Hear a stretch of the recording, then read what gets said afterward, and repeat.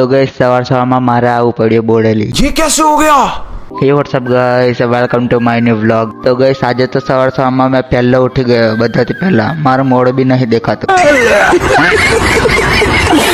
તો ગાइस સવારમાં ઉઠવાનો થોડો તો ફાયદો થયો, સૂરજ ઉગતો જોવા મળ્યો મને, પણ સૂરજ દેખાતો નહીં હજુ। ઈયો આજે ઉઠવાનું ભૂલી જવું છે। તો ગાइस સવારમાં મેં આવી ગયો બોડેલી, તે પણ બાઇક લઈને આવી ઠંડીમાં।